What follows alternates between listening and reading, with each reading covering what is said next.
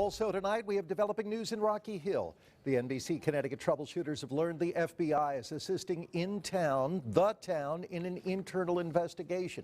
Chief investigative reporter Len Bestoff is here with the details. Len. Well, Jerry, here's what we've learned. Rocky Hill's town manager Guy Scaife has confirmed with us that FBI agents came to town hall over the past year to investigate and interview at least a half dozen town employees, along with several non-employees. Scaife says the town has been conducting a review for many months regarding what he calls a series of personnel matters. Scaife says he initiated this review earlier this year. He cautions it could take another 6 months before any conclusions are reached. As far as the FBI goes, Mary Beth Miklos, the agency's spokeswoman out of its New Haven office, says she cannot comment on the matter. Len Bestoff with the NBC Connecticut troubleshooters. Keisha, back to you.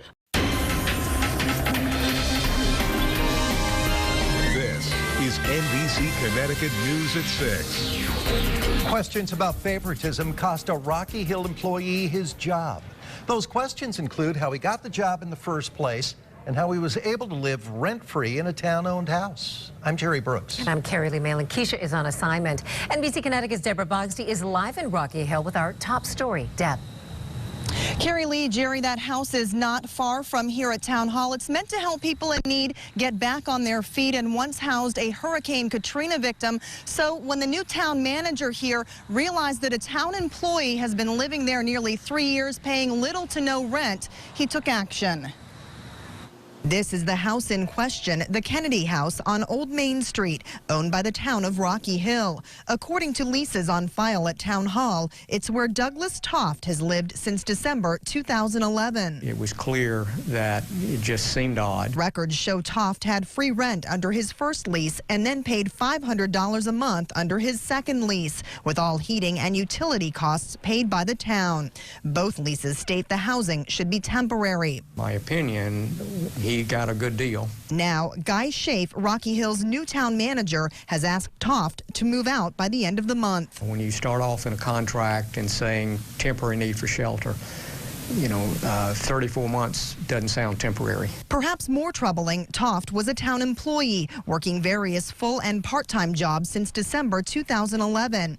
Scaife says the 2 full-time jobs were never posted, and one of them was never even requested by the department manager.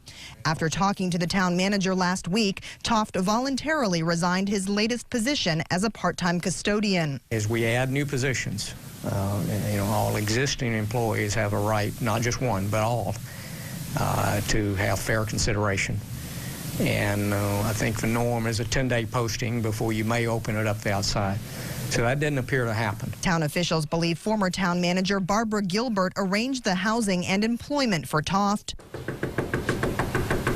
There was no answer when we stopped by the Kennedy House, and the house appeared empty. I think town government needs to be transparent, and town government is for the people, all the people, not just a few people.